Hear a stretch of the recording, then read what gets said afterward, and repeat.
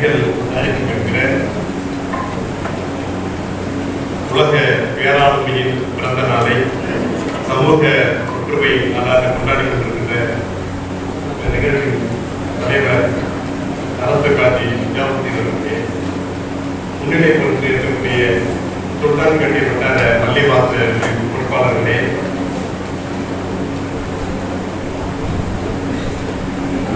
காட்டேரி குப்பம் மருவ பௌர்ணமி ரஹ்மத்துல்லா அவர்களே, கல்லூரி துணை முதல்வர் முகமது வாசிம் அவர்களே, வரவேற்புடன் இருக்கக்கூடிய கமலத் ரஹ்மான் அவர்களே, தோப்பூரில் இருக்கக்கூடிய முகமது சுல்தான் அவர்களே, அப்துல் மாலிக் அவர்களே, நம்முடைய சிறப்பு நிகழ்ச்சிக்கு இருக்கக்கூடிய எதிர்கட்சி தலைவர் சிவா அவர்களே, வருகை தந்திருக்கக்கூடிய நன்றிக்குரிய சஜிதுத்தீன் அவர்களே, பங்கு தந்தையர் அந்தோல சபையா அவர்களே, விஜய் அவர்களே, இங்கே வருகை தந்திருக்கக்கூடிய வெளியூருக்கு பெருமை சேர்த்து கொண்டிருக்கக்கூடிய கல்வெட்டு ஆய்வாளர் முதல்வர் வெங்கடேசன் அவர்களே, அருமை நண்பர் தமிழ் மாவடி விஜயன் அவர்களே, நிகழ்வை கலந்து கொண்டிருக்கக்கூடிய உள்ளூர் பெருமக்களே, நண்பர்களே, தோழர்களே, உங்கள் அனைவருக்கும் என்னுடைய வணக்கத்தை தெரிவித்துக் கொள்கிறேன். இந்தியா ஒரு குடியரசு நாடு. இந்த குடியரசு நாட்டிலே இந்தியா குடியரசு ஆன பிறகு இந்த நாட்டுக்கென்று ஒரு அரசியல் அமைப்பு சட்டம் கொண்டு வரப்பட்டது. அந்த அரசியல் அமைப்பு சட்டத்தில் மதச்சார்பின்மை சொல் கிடையாது. நாட்டிலே பல்வேறு மொழி பேசுகிற மக்கள் வாழ்கிறோம். பல்வேறு பழக்க வழக்கங்கள், பல்வேறு உடைகள், பல்வேறு உணவு வகைகள், பண்பாடு, வெவ்வேறு பண்பாடு, எல்லோரும் சேர்ந்து வாழ்கிற இந்த நாடு தான் இந்தியா. வெள்ளைக்காரனை வருவதற்கு முன்பாக இந்தியா என்ற ஒரு நாடே கிடையாது. 556 சமஸ்தானங்கள் இருந்தது. ஐரோப்பியர்கள் அவற்றையெல்லாம் ஒரு உடைக்கீடு கொண்டு வந்து அன்றைக்கு இருந்த மிகப்பெரிய சாம்ராஜ்யமான இஸ்லாமிய சாம்ராஜ்யமான அவுரங்கசீப்பினுடைய பேரரசை உடைத்து உருவாக்கிய அந்த ஆங்கில பேரரசு தான் சிந்து நதிக்கு அப்பால் இருக்கக்கூடிய சிந்து என்கிற சொல்ல ஐரோப்பியர்களால் உச்சரிப்பதற்கு கடினமான சொல் என்பதனால் இந்து என்று சொல்லி இந்தியா என்று விட்டார். இந்து மதம் என்கிற பெயரையே ஐரோப்பியர்கள் தான் இருந்த மக்களுக்கு கொடுத்தார். அதனால்தான் இங்க இருக்கக்கூடிய அரசியல் அமைப்பு சட்டமே என்ன சொல்கிறது என்று சொன்னார், ஒரு இந்து யார் என்று கேட்டால், யார் இஸ்லாமிலேயோ, யார் கிறிஸ்தவர்களையோ, யார் சீக்கியர்களையோ, யார் பார்சியிலையோ அவர்கள் இந்துக்கள். பேராசிரியர் சரியாதாசன் சொல்வார், போண்டா என்றால் என்ன என்று கேட்டால், எது வடை இல்லையோ, எது பற்றி இல்லையோ அது போண்டா. அப்படின்னா என்ன பொருள்? இங்கே இருக்கக்கூடிய அந்த வைதிக மதம் என்பது திணிக்கப்பட்ட ஒரு மதம். இங்கே இருக்கக்கூடிய மக்கள் பல்வேறு சமயங்களை கையாண்டு கொண்டு அதனுடைய நடைமுறைகளை கடைபிடித்துக் கொண்டிருக்கிறவர்கள். அவர்களுக்கு இந்து என்கிற ஒரு பெயர், இந்து மதத்தை ஏற்றுக்கொள்ளாதவர்களுக்கும் சட்டப்படி இந்து என்கிற பெயர் சூட்டப்பட்டிருக்கிறது. அப்படி அப்படிப்பட்ட இந்த நாட்டிலே பல்வேறு சமயங்கள் இருக்கக்கூடிய இந்த நாட்டிலே மதச்சார்பின்மை என்ற சொல் புகுத்தப்பட வேண்டுமா இல்லையா? ஆனால் அரசியல் அமைப்பு சட்டத்தில் அப்படி இல்லை. அரசியல் அமைப்பு சட்டத்தை உருவாக்கி கொடுத்த அண்ணல் அம்பேத்கர் ஒடுக்கப்பட்ட மக்களுக்காக ஒரு மாபெரும் தலைவர், மிகப்பெரிய படிப்பார். அவருக்கு பல்வேறு சமயங்கள் இருக்கக்கூடிய, சமயங்களுக்குள்ளே வேறுபாடுகள் இருக்கக்கூடிய, முரண்பாடுகள் இருக்கக்கூடிய ஒரு நாட்டிலே சமய மதச்சார்பின்மை என்ற சொல்லி சேர்த்து வேண்டும் என்கிற அந்த பொறுப்பு அவருக்கு இருந்திருக்காரா? ஆனால் அவர் அப்படி நினைக்கவில்லை. அவர் இப்படியெல்லாம் எதிர்காலம் மாறும் என்று அவர் எதிர்பார்க்கவில்லை. அவர் என்ன சொன்னார், குடியரசு நாடு என்றால் என்ன பொருள்? மக்களால் மக்களுக்காக மக்களை நடத்துகிற அரசு. எந்த சமயத்தை சார்ந்தவர்களாக இருந்தாலும் சரி, எல்லாருக்கும் இந்த நாட்டிலே சம உரிமை உண்டு. இந்த நாட்டுக்கு எல்லா தொட்டு, இந்த நாடு எல்லாருக்கும் சொந்தம். இந்த நாட்டிலே எல்லா உரிமைகளுக்கும் அவர்கள் உண்டு. எனவே இந்த மதச்சார்பின்மை என்று சொல்லி புகுத்த வேண்டிய தேவையில்லை என்று அவர் மிக பெருந்தன்மையாக கருதினார். ஆனால் உண்மை நடைமுறை அப்படி இல்லை. வரலாற்றிலே படித்து பார்த்தோம்னா மௌலானா அபுல் கலாம் ஆசாத் போன்றவர்கள் எல்லாம் அந்த பாகிஸ்தான் என்ற பிரிவினையை கூட ஒப்புக்கொள்ளாத அளவுக்கு எவ்வளவு வன்மையாக இருந்து இன்னும் அவர்கள் கூட கடைசி நேரத்தில் காங்கிரஸ் செய்த சதி திட்டத்தால் தான் பிரிந்து போனார் என்கிற வரலாற்று செய்திகள் நமக்கு மறைக்கப்பட்டிருக்கின்றன. இதை திட்டமிட்டு உருவாக்கப்பட்ட இந்த சூழ்நிலையிலே அந்த மதச்சார்பின்மை எப்போது வருகிறது சொன்னால், இந்திரா காந்தி அம்மையார் தலைமை அமைச்சராக இந்தியாவில் இருந்த போது எமர்ஜென்சி என்கிற ஒரு நெருக்கடி காலகட்டம் வந்தது. அந்த காலகட்டத்திலே தான் அவர் மதச்சார்பின்மை என்று சொல்லி அரசியலமைப்பு சட்டத்திலே 46வது சேர்த்தார். அப்ப அந்த 20 ஆண்டு காலம் அரசியலமைப்பு சட்டம் வந்து 20 ஆண்டு காலத்திலே இந்த நாட்டினுடைய சூழல் சரியில்லாமல் போய் கொண்டிருக்கிறது. மதச்சார்பின்மை என்பது இல்லாமல் இருக்கிறது என்பதை புரிந்து கொண்டு இன்றைக்கு பார்த்தா இன்றைய சூழ்நிலைக்கு அன்றைய சூழ்நிலை என்பது இந்திய அமைதி பூங்கா. அப்படி இருக்கும்போதே அவர் அதை எதிர்பார்த்த மதச்சார்பின்மை என்று சொல்லி அதற்கு சேர்த்தார். மதச்சார்பின்மை என்றால் என்ன பொருள்?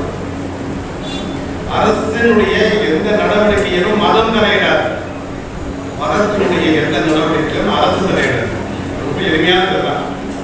எந்த மதத்தையோ அரசு தூக்கி பிடிக்காது அல்லது எந்த மதத்தையும் தாக்கி பிடிக்காது. எல்லாரும் சமமாக அவரவர்களுக்கு ஒரு உரிமையை அவரவர்கள் அனுபவிக்கும் எந்த தடையும் இல்லை. அதுதான் மதசார்பற்ற இன்னும் சொல்ல மத நல்லிணக்கம் என்று சொல்றோம், மத சகிப்பின்மை என்று ஒரு அந்த மகத சகிப்புத்தன்மை என்பது எப்படி ஏற்படுத்தப்பட்டால் நாங்கள் பெரும்பான்மையானவர்கள் ஏதோ நீங்கள் உங்கள் சமயத்தை கடைபிடிப்பதற்காக நாங்கள் அனுமதி கொடுத்திருக்கிறோம் என்பது போல் நடக்கிறது. ஆனால் ஒரு பெரும்பான்மை சிறுபான்மை சமூகங்கள் இருக்கிற போது சிறுபான்மை சமூகத்துக்கு ஒரு சிறிய சந்தேகம் கூட வரக்கூடாது. இந்த பெரும்பான்மை சமூகத்திலே நமக்கு எதிரும் சிக்கல் வந்து விடமோ ஆபத்து வந்து விடும் அச்சம் வரக்கூடாது. அப்படி இருந்தால்தான் இது ஜனநாயக நாடு. அப்படி இல்லாமல் இருக்க வேண்டும். நாங்கள் அரசியல் கலக்காமல் பேசுகிற முயற்சியோடு கவனத்தோடு தான் பேசிக் கொண்டிருக்கிறேன். அப்படி இருக்கிற போது இந்த மத சகிப்புத்தன்மை என்பதும் மத நல்லிணக்கம் என்பதும் மத சார்பு என்பது தவறாக மிக தவறாக பயன்படுத்தப்பட்ட காலகட்டத்திலே நாம் இன்றைக்கு இந்த சமூக ஒற்றுமை மாநாடை நடத்தி கொண்டிருக்கிறோம். மதங்கள் எப்படி தோன்றின என்று வரலாற்றை பார்த்தோம்னால் ஒரு அமைதியான சூழ்நிலையிலே எந்த மதமும் உருவாகவில்லை. குழப்பங்களும் கலவரங்களும் மக்கள் நாகரிகம் இல்லாமல் ஒவ்வொரு முறையில் அடித்துக் கொண்டு உணவுக்கும் உடைகளுக்கும் அடித்துக் கொண்டிருந்த அந்த காலகட்டத்திலே அப்போது அதையெல்லாம் பார்க்கிற ஒரு மாநிலம் சிந்திக்கிறார். ஒரு தெளிவுள்ள ஒரு மாநிலம் சிந்திக்கிறார். இந்த மக்களை நல்வழிப்படுத்த வேண்டும், ஒழுங்குபடுத்த வேண்டும். இவர்களுக்கு இந்த செய்திகள் எல்லாம் தெரியவில்லை, இவர்களுக்கெல்லாம் அதை தெரிய வேண்டும் என்று நினைத்தார். ஐரோப்பாவை ஒருவர் மதம் பிறந்தார். அரபு நாடுகளிலே ஒருவர் நினைக்கிறார் இஸ்லாம் பிறந்தார். இப்படி இவர்களுடைய சிந்தனை மக்களை நல்வழிப்படுத்த வேண்டும் என்று சமயம் என்றாலே வழி ஆறு என்றுதான் பொருள். மதம் என்பதுதான் நிறுவனம். சமயம் மாற்றமாய் வழிதான் ஒரு இறைவனை அடைவதற்கான வழி. கலீல் கிப்ரான் சொல்கிறார், எல்லா மதங்களும் ஒரு உண்மையை தேடித்தான் போய் கொண்டிருக்கிறது. எது உண்மை? இறைவன் ஒருவனே என்கிற அந்த ஒரு உண்மை. இப்ப மதங்கள் தோன்றிய காலகட்டத்திலே பார்த்தீங்கன்னா குழப்பங்களும் கலவரங்களும் இருந்த சூழ்நிலையே அப்படி தனிப்படுவதற்காக இவருக்கு தோன்றிய போது அன்றைக்கு வகுக்கப்பட்ட நெறிமுறைகள் கொஞ்சம் கடினமாக இருக்கிறது. அந்த மக்களுக்கு அவர்கள் சொல்லிக் கொடுத்த வழிபாடுகள் பழக்க வழக்கங்கள் அவர்களின் மாறுபாடுகள் இருந்தன. ஆனால் பின்னாலே வந்த அந்த மத தலைவர்கள் என்பவர்கள் அந்த மதத்திலே தீவிரப்பட்டுள்ளவர்கள் அதீதப்பட்டுள்ளவர்கள் ஒருவருக்கொருவர் போட்டி மனப்பான்மையை வைத்துக் கொண்டு அதனால தானே நம்ம சிலுவை போர்கள் நடந்தன, மக்காபுதிரை போர்கள் நடந்தன. இவர்கள் ஒருவருக்குள்ளே மக்கள் அல்ல, மக்கள் பின்னாக மாற்றம் அடைந்தார்கள். மதத்தினுடைய தலைவராக வந்தவர்கள் அவர்களுடைய அதிகப்பட்டின் காரணமாக இந்த பழக்க வழக்கங்கள் எல்லாம் அதிகப்படுத்தினார்கள். இந்த எதிர் சமயத்துக்கான செய்கிற அந்த பழக்கத்துக்கு எதிராக நாம் ஒன்று செய்ய வேண்டும். அவர்கள் போட்டியாக நாம் ஒன்று செய்கிற தன்முனை ஈகோ அந்த அடிப்படையில் செய்கிறார். இந்த பழக்க வழக்கத்துக்கு வேறு பல போட்டி அதிகமாகி அப்ப நாம் என்ன புரிந்து கொள்ள வேண்டும் என்று சொன்னால் ஒரு மதம் என்றால் அந்த மத வரலாறை பார்க்கிறோம், அது என்ன சொல்கிறது என்பதை பார்க்க வேண்டும். இஸ்லாம் மதத்திற்கு அதனுடைய பழக்க வழக்கங்கள் அடையாளம் அல்ல, அதனுடைய வழிபாட்டு முறைகள் அடையாளம் அல்ல. அது என்ன சொல்கிறது, அதனுடைய போதனை என்ன என்பதுதான் இஸ்லாம் மதத்துக்கான அடையாளம். கிறிஸ்துவ மதத்துக்கு அதுதான் அடையாளம். எந்த மதத்துக்கும் அதனுடைய போதனைகளுக்கு தான் கவனிக்க வேண்டும். நடைமுறைகள் பழக்க வழக்கங்கள் மாறலாம். உலகம் தட்டையான சேர்ந்துதான் கிறிஸ்துவ குருமாரெல்லாம் சொல்லிக் கொடுத்தார்கள். பின்னர் அப்படி பின்னால் ஒருவர் வந்து உலகம் உருண்டையாக இருக்கிறது என்று சொன்ன போது அப்படி கல்லால் எடுத்துக் கொண்டார்கள். ஆனால் அவர்களே பின்னால் அந்த அறிவு வளர்ச்சி இருந்த போது கால மாற்றத்தின் போது உலகம் உருண்டை என்பதை ஏற்றுக்கொண்டார்கள். கருக்கலை செய்வது பாவமானது என்று சொல்லிக் கொண்டிருந்தார்கள். இப்ப கால வளர்ச்சியாக போக்குவரத்தை அறிவிக்கிறார். கருக்கலை என்பது சட்டத்துக்கு உட்பட்டது, தேவையானவர்கள் செய்து கொள்ளலாம் என்ற ஒரு காலம் கொண்டு வருகிறது. அப்படி இந்த பழக்க வழக்கங்கள் மாற்றிக்குவார்கள். அந்த அடிப்படை போதனை எல்லா மதங்களுக்கும் அடிப்படையாக இருக்கக்கூடியது என்று பார்த்தால் அன்புடைமை. அந்த அன்பை சேர்த்திருந்தால் மக்களை ஒருமைப்படுத்துகிறது. வைணவத்திலே என்ன சொல்கிறார்கள் சொன்னால், என்னுடைய உள்ளத்திலே சிறு அகல்களாக இருப்பதுதான் உலகமெல்லாம் பேரொழியாக புரிந்து கிடக்கிறது என்று வைணவம் சொல்கிறது. சைவம் என்ன சொல்கிறது? வெளியே எதெல்லாம் பேரொழியாக இருக்கிறதோ அதுதான் என்னுடைய உலகத்தை சிறு அகல்களாக இருந்து கொடுக்கிறது. இங்கிருந்து இவர் பார்க்கிறார், அங்கிருந்து அவர் பார்க்கிறார். எங்கிருந்து பார்க்கிறார் என்பது முக்கியம் அல்ல, பார்க்கப்படுவது முக்கியம். அதாவது இறைவனை தேடுகிற முயற்சி அது. வைணவம் என்ன சொல்கிறது சொன்னால், ஒரு மனிதனுடைய துன்பத்தை கண்டு அவனுக்கு நேர துன்பம் நமக்கு நேர துன்பமாக இருந்து ஒருத்தன் வருத்தப்பட்டானால் அவன் வைணவம். அதோட அல்ல, அந்த துன்பப்படுகிறவனுக்கு அவனால் முடிந்த உதவியை, என்னால் முடிந்த உதவியை செய்தாக வேண்டும். அப்படி செய்தால்தான் அவன் உண்மையான வைணவம். புத்த மதம் என்ன சொல்கிறது? அன்பு வேண்டும், அமைதி வேண்டும் என்று சொல்கிறது. கிறிஸ்தவ மதம் என்ன சொல்கிறது? ஒருவருக்கு ஒருவர் உதவி செய்து நீங்கள் அன்போடு வாழ வேண்டும். பகவத்கீதை என்ன சொல்கிறது? உங்களுடைய கடமையை செய், பலனை எதிர்பார்க்காமல் செய்ய சொல்கிறது. அடிப்படை தன்மைகள் பார்த்தால் எல்லாரும் ஒன்றாகத்தான் இருக்கிறது. ஆனால் யாருமே மத தீவிரவாதிகள் என்று சொல்கிறவர்கள், ஒரு மதத்தை எதிர்க்கிறவர்கள், ஒரு சமயத்தை எதிர்க்கிறவர்கள் அல்ல. எந்த மதத்தை எதிர்க்கிறார்களோ அந்த சமயத்தினுடைய போதனைகளே, அடிப்படை தன்மைகளே, அந்த மதத்தினுடைய வரலாறுகளை படித்ததில்லை. அந்த மதத்தினுடைய பெரியவர்களுடைய நடைமுறைகளை படித்ததில்லை. கண்மூடி பிறகே படித்ததில்லை. இவர்கள் படித்து ஒரு போதனை உணர்ந்து கொண்டார்கள். ஒரு இஸ்லாத்தை சேர்ந்தவர் இஸ்லாமை முழுமையாக உருவாக்கி கொண்டானால், அதனுடைய போதனை எடுத்துக்கொண்டானால், அவனை விட சிறந்த மனிதன் ஒரு உலகத்தில் இருக்க முடியாது. ஆனால் நாமே அதை நம் படிப்பதில்லை, தெரிந்து கொள்ள என்பதனால் தேவையற்ற சிக்கல்கள் எல்லாம் உருவாகிறது. நபிகள் நாயகம் இந்த சமயத்தை உருவாக்குகிற போது சொல்கிறார், குழப்பங்களும் கொடுமைகளும் நிறைந்த காலகட்டத்திலே நாம் இந்த சமயம் உருவாக்கியிருக்கிறோம். இதற்காக இந்த குழப்பங்களுக்கும் கொடுமைகளுக்கும் காரணமாக இருக்கிறவர்களை, நம்மோடு வேறுபட்டு இருக்கிறவர்களுக்கு நாம் அவர்களை எந்த காலத்தோடு வெறுக்கக்கூடாது, அவர்களுக்கு அநியாயம் செய்யக்கூடாது. ஒரு மனிதனுக்கு உதவி செய்கிறவன் மட்டுமே சிறந்த மனிதனாக இருப்பான். இதுதான் அவர் தொடக்க காலத்திலே சொன்னது. வேறுபாடுகள் இருப்பதனால் சிக்கல்கள் வரும் என்பதை உணர்ந்து கொண்டுதான் அவர் இந்த சோதனை செய்தார். இப்ப இதை மற்றவர்கள் புரிந்து கொள்வதில்லை. இதெல்லாம் படிக்க வேண்டும். நாங்கள் வெளியில் இருந்திருக்கிறவங்க நாங்கள் அது உள்ளே போய் படிக்கிறோம். ஆனால் நீங்கள் அதை முழுமையாக படித்து உருவாக்க வேண்டும். அதுபோல எல்லா சமயங்களும் அவரவருடைய போதனைகளை படித்துக்கொண்டால் இன்னொரு மதத்துக்காரருக்கு தொல்லை செய்ய வேண்டும் என்ற எண்ணமே வராது. அப்படி வந்தால் அவன் அந்த சமயத்துக்கு நேர்மையானவர்கள் இல்லை என்பது பொருள். நபிகள் வாலாசாமி 1785 ஒரு வரலாற்றிலே ஒரு பதிவு இருக்கு. வாலாசா நவாவுக்கு ஒரு ஐயம், ஒரு சந்தேகம் வந்துவிட்டது. திருமொழி ஹதீஸின் மீது ஒரு ஹதீஸை சொல்வது எனக்கு புரியவில்லை என்று சொல்கிறார். என்ன சொல்கிறார்? இறை நம்பிக்கை உள்ளவர்களுக்கு இந்த உலகம் சிறைச்சாலையாக இருக்கிறது. ஆனால் அதே நேரத்திலே இறை நம்பிக்கையற்றவர்களுக்கு நல்ல பூஞ்சோலையாக இருக்கிறது என்று திருமொழிகள் சொல்கிறது. ஹதீஸ் சொல்கிறது. இது எனக்கு புரியவில்லை. எப்படி இறை நம்பிக்கை உள்ளவர்களாலே நல்லவனாக நலமாக இருக்க வேண்டும், இறை நம்பிக்கை இல்லாதவர்கள் பூஞ்சோலையாக நல்வாழ்க்கையை வாழ்ந்து கொண்டிருக்க நாமும் சிறைச்சாலைகள் இருப்பவர்களாக இருக்க வேண்டிய சூழல் என்று புரியவில்லை. அவரிடம் இருந்த மார்க்க அறிஞர்களுக்கு விளக்கம் சொல்ல முடியவில்லை. காயப்பட்ட கீழக்கரையிலிருந்து சுல்தான் நிலையத்திற்கு ஒரு லக்மை அழைத்து வருகிறார். மார்க்க அறிஞர்களுக்கு அவர் விருது கொடுக்கிறார், நவாப் விருது கொடுக்கிறார். அவர்களுக்கு கைகள் கொடுத்து தண்ணீர் ஊற்றி கொண்டிருக்கிறார். அப்படி தண்ணீர் கொடுக்கிற போது இந்த நம்ம வந்திருந்தார் சுல்தான் நிலையங்கள் அறிந்தவர்கள் அவர் என்ன செய்கிறார்? மற்ற மார்க்க அறிஞர்களுக்கு தினமும் கொடுக்கிறார். அவருக்கு என்ன வருத்தம் இருக்கிறார்? நம்மால் விளக்க முடியாத செய்தியை இந்த எளியவர்களாக வந்திருக்கிறாரே என்ற ஒரு வருத்தம். அவர்கள் என்ன செய்கிறார்? நீ மீன் தின்கிற புத்தியை காட்டிவிட்டாயே, மீன் பிடித்திருக்கிற புத்தியை காட்டிவிட்டாயே என்று அவர்கள் செய்கிறார். அப்போது அவர் ஒரு திருவிழை சொல்கிறார், மீனை பிடித்து புசித்து உண்பதற்காக இறைவன் இந்த கடலை படைத்திருக்கிறார் என்று திருமொழி சொல்கிறது. அப்படின்னா மீன் தின்று நீங்கள் எல்லாம் அறிவிக்கிட்டவர்களாக முட்டாள்களாக ஆகிவிட வேண்டும் என்று இறைவன் கடலை படைத்திருக்கிறார். அதற்காக இந்த திருமொழி சொன்னாங்க. அல்லது இறைவனுக்கு தெரியாதது நீங்கள் தான் தெரிஞ்சிருக்கிறீங்களா என்று கேட்டார். ஏன்னா அது மார்க்க அறிஞர்களுக்கு, மார்க்க அறிஞர்கள் என்று சொல்லி நவாபம் இருக்கிறவர்களுக்கே மார்க்கத்தில் சொல்லிருக்கிற திருமொழி தெரியவில்லை. இப்போது இவர் விளக்கம் சொல்கிறார். அந்த ஹதீஸுக்கு பொருள் தெரியவில்லை என்று வாலாஜா நவாப் கேட்டாரே, அதற்கு விளக்கம் சொல்கிறார். இந்த உலகம் ஏன் இறை நம்பிக்கை உள்ளவர்களுக்கு சிறைச்சாலையாக இருக்கிறது? அவர் சொல்கிறார், அல்லாஹ்வும் அவருடைய ரசூலும் என்ன சொல்லியிருக்கிறார்கள் என்று சொன்னால், இஸ்லாம் சமயத்தை கடைபிடிக்கிறவன் போய் பேசக்கூடாது, மதக்கூடாது, பிடிக்கக்கூடாது, புறம் பேசக்கூடாது, கோல் மூட்டக்கூடாது, விபச்சாரம் செய்யக்கூடாது, சூதாடக்கூடாது, இப்படி இந்த கடமைகளை எல்லாம் சொல்லியிருக்கிறார். இதையெல்லாம் செய்யக்கூடாது என்று சொல்லியிருக்கிறார்.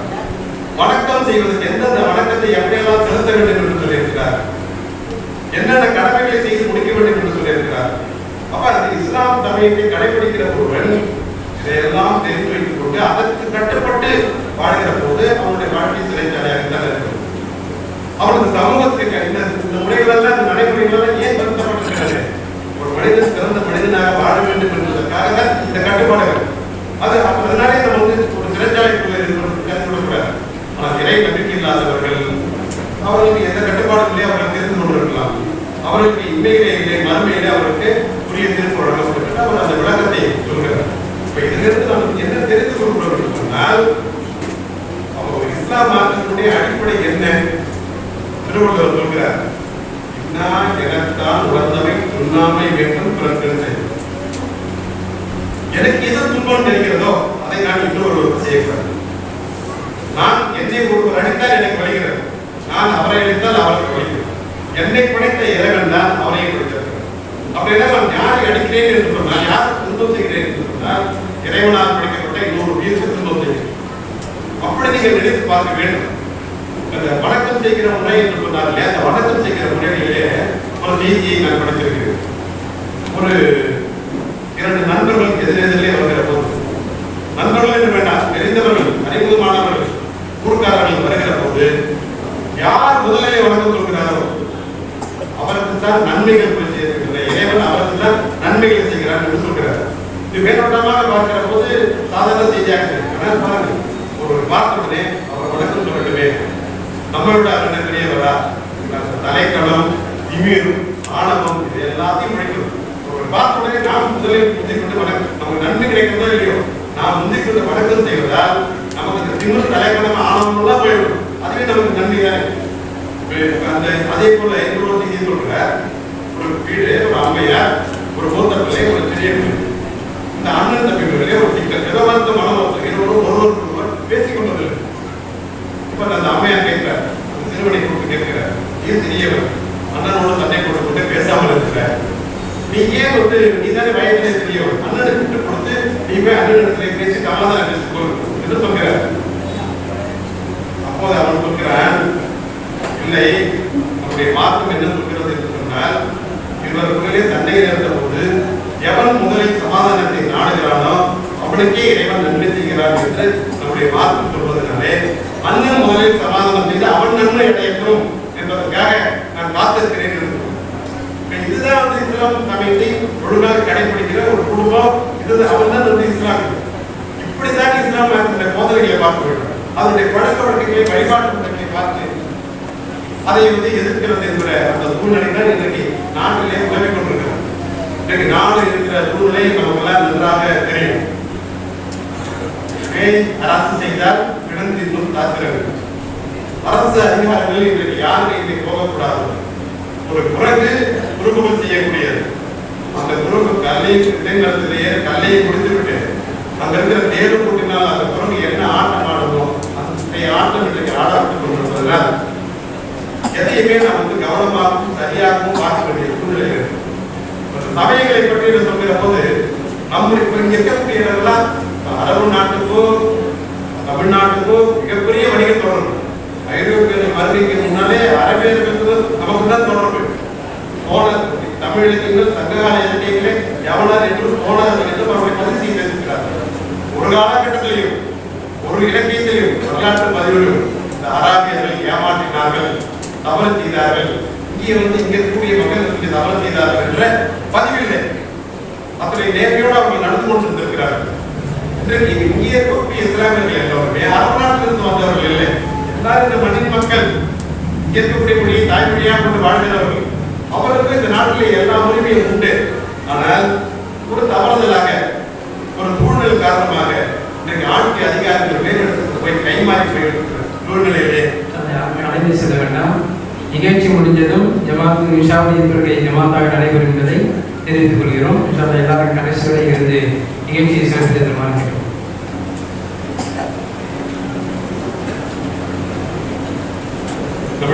சித்தர்கள் என்ற ஒரு அறிவுக்கூட்டம் உண்டு. இஸ்லாமியர்களும் சித்தர்கள் இருந்திருக்கிறார்கள், சூஃபி ஞானிகள் இருந்திருக்கிறார்கள். சண்டை குடிவர் என்கிற ஒரு சித்தர் சொல்கிறார், சமயமெல்லாம் சக்தியுண்டு சிவமும் உண்டு, சண்டாளர் அறியாமல் குறித்து வைத்தார். சமயமெல்லாம் சக்தியுண்டு சிவனும் உண்டு. சக்தி சிவன் ஆற்றல் அன்பு. சக்தி என்பது பவர் லவ். அதான் சக்தி சிவன். நம்ம வேற உருவ கடைகள் எடுத்துக்கிறோம். சமயமெல்லாம் வேதாந்த சித்தாந்தம் உண்டு, சாதகத்தை பாராமல் தயங்கினார். சமயமெல்லாம் அபரமாம் ஞானம் உண்டு. எல்லா சமயத்திலும் அறிவு இருக்கிறது, ஞானம் இருக்கிறது. எல்லா சமயமும் ஒரே செய்தியை தான் சொல்கின்றன. ஆனால் நாம் தான் உலகத்தார்கள் அறியாமல் கெட்டார்கள். நாம் தான் தவறுகள் செய்கிறோம். தவிர சமயங்கள் சரியாகத்தான், அந்த போதைகள் சரியாகத்தான் இருக்கிறது. அதை கடைபிடிப்பவர்களுமே தான் சிக்கல்கள் இருக்கிறது. சமயங்கள் எப்படி அமைந்திருக்கின்றன? பத்திரகிரியார் சொல்கிறார், எவரவர் எதை கண்டு எந்த படி நினைத்தார்களோ, எவரவர் எதை கண்டு எந்த படி நினைத்தார்களோ, ஐரோப்பாவில் இருந்த ஒருவர் அவர் அன்பை கண்டார், மரணபிதாவை பார்த்தார். அரேபியாவில் இருந்த ஒருவர் அன்பை கண்டார், இறைவனை பார்த்தார். அப்படியானால் எவரவர் எதை கண்டு எப்படி நினைத்தார்களோ அவரவருக்கு அப்படி இருக்கிறார். இறைவன் தான். இறைவனை பற்றி நாம் என்ன சொல்கிறோம்? கண்டவர் கண்டிலர், கண்டவர் கண்டிலர். நான் எனக்கு இறைவனை பற்றி எனக்கு நன்றாக தெரியும் என்று சொன்னால் நான் பார்த்ததை ஏற்றுக்கொள்ளும், இறைவனை உணர்ந்து கொள்ளவில்லை என்று சொல்றோம். இறைவனை யாரும் உணர்ந்து கொண்டு சொல்லிவிட முடியாது. நான் என்னதான் நான் தான் உணர முடியும். நான் இறைவனை உணர்ந்து கொண்டேன் என்னால் சொல்ல முடியாது. அவரவர் தான் இறைவனை உணர்ந்து கொள்ள முடியும், உணர்ந்து கொள்ள வேண்டும். இன்னொருவர் வந்தாலும் உணர்த்த முடியாது. அது அவரவருடைய தனிப்பட்ட அனுபவம். அந்த இறைவனை நாம் உணர்ந்து கொள்ள வேண்டும் என்றால் நம்முடைய போதனைகளை, அவர்களுடைய போதனைகளை, வழிகாட்டுகளுடைய போதனைகளை கடைபிடிப்பதற்கு வழியாக இறைவனை உணர்ந்து கொண்டு நாம் கடைபிடிக்க வேண்டும். அதான் நாம் ஒரு சிறந்த மனிதனாக வாழ வேண்டும். இஸ்லாத்தினுடைய அடிப்படை நோக்கமே, அடிப்படையே ஒரே ஒன்றுதான், மாநில நேயம். அது உலகத்தில் எந்த மூலையிலே, எந்த நாட்டிலே, எந்த மொழியோடு, எந்த பண்பாட்டோடு இருந்தாலும் மாநில நேயம் என்பதை வலியுறுத்துகிற மிகப்பெரிய ஒரு மார்க்கம் தான் இஸ்லாம் மார்க்கம். அதனால்தான் எந்த ஊரிலிருந்து நபிகள் எல்லாரிடத்தில் துரத்தப்பட்டாரோ அதே ஊருக்கு கோலாகலமாக வரவேற்கப்பட்டார் என்று சொன்னால், முதலிலே அவருடைய போதனைகளை புரிந்து கொள்ளாதவர்கள் பின்னாலே அவர்களுடைய அருமை பெருமைகளை புரிந்து கொண்டு அவரை வரவேற்றார்கள் என்பதை நாம் புரிந்து கொள்ள வேண்டும்.